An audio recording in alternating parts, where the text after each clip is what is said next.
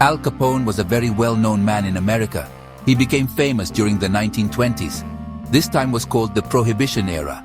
During Prohibition, it was against the law to make or sell alcohol. Many people did not agree with this law. They still wanted to buy beer and whiskey. Al Capone saw this as a big chance. He started to supply the alcohol that people wanted. This was the beginning of his criminal life. Capone was born in New York, but he moved to Chicago to build his business. He was smart and he was tough. He quickly became a big name in the city. He worked for other gangsters at first. Then he started to take control himself. He knew how to organize people. He knew how to make a lot of money from illegal activities. Chicago was a busy city and Capone wanted to run its hidden businesses. His full name was Alphonse Capone. People often just called him Al, or sometimes they called him Scarface.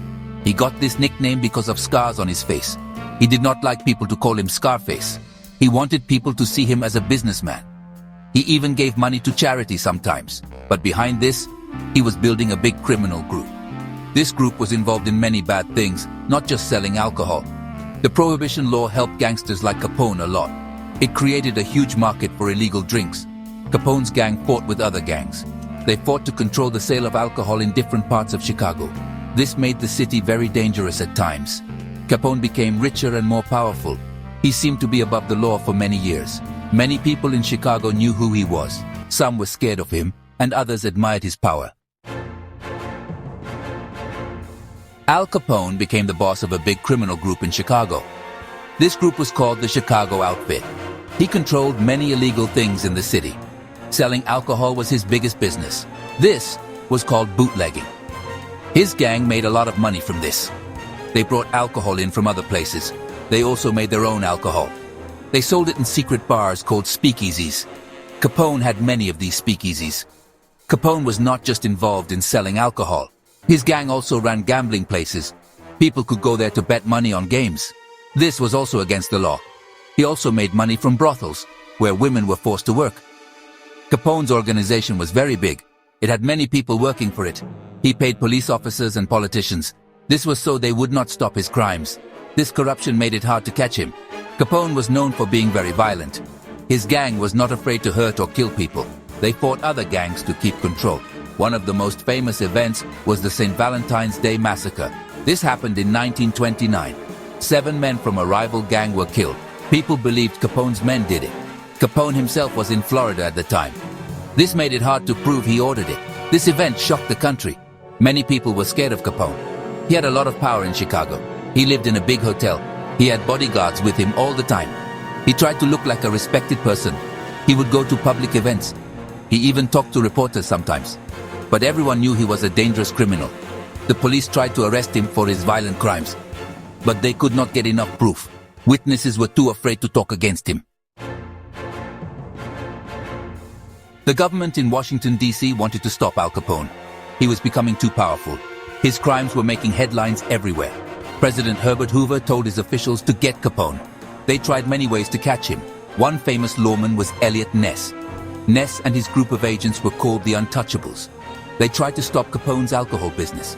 They raided his breweries and trucks. But Capone still made a lot of money. The government found a different way to get Capone. They decided to look at his money. Capone made millions of dollars from his crimes, but he did not pay taxes on this money. Not paying taxes is a crime. It is called tax evasion. So, federal agents started to collect evidence. They looked for proof that Capone earned money and did not tell the government. This was a new way to fight a big gangster. It was harder for him to hide his money than his violent acts. In 1931, Al Capone was charged with tax evasion. He had to go to court. He thought he could get out of trouble. He had good lawyers. He even tried to bribe the jury, but the judge changed the jury at the last minute. The trial lasted for many days. The government showed evidence of Capone's spending. They showed he lived a very rich life. They argued he must have had a lot of income. He had not paid taxes on this income for many years. On October 17, 1931, Al Capone was found guilty. He was guilty of not paying his income taxes. He was not convicted for murder or bootlegging. He was convicted for a money crime. The judge sentenced him to 11 years in prison. This was a very long sentence for tax evasion at that time. It was a big victory for the government. It showed that even powerful gangsters could be stopped. This was a very important moment in American legal history.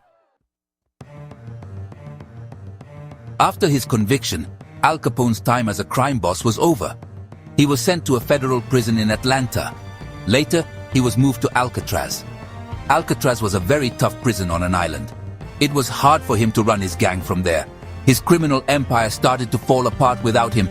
Other gangsters took over his businesses. His power in Chicago was gone. His health also became very bad in prison.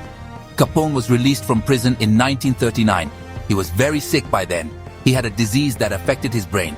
He was no longer the strong and feared gangster he once was. He spent his last years quietly with his family in Florida. He died in 1947. He was only 48 years old. The man who once controlled the city's underworld died a broken man. His time of power and fear was long past. Al Capone's story is still very famous today. He is one of the most well-known gangsters in history. Many books and movies have been made about his life. He has become a symbol of the Prohibition era. He represents the rise of organized crime in America. His story shows how Prohibition led to a lot of crime. It also shows how difficult it was for the law to fight these powerful criminals. He left a dark mark on Chicago's history. The conviction of Al Capone for tax evasion was very important. It showed that the government could find ways to punish criminals, even if they could not be convicted for their violent crimes. It was a big step in the fight against organized crime. It sent a message that nobody was above the law. Al Capone's name is still remembered. He is a reminder of a wild time in American history. His downfall is a cautionary tale about crime and justice.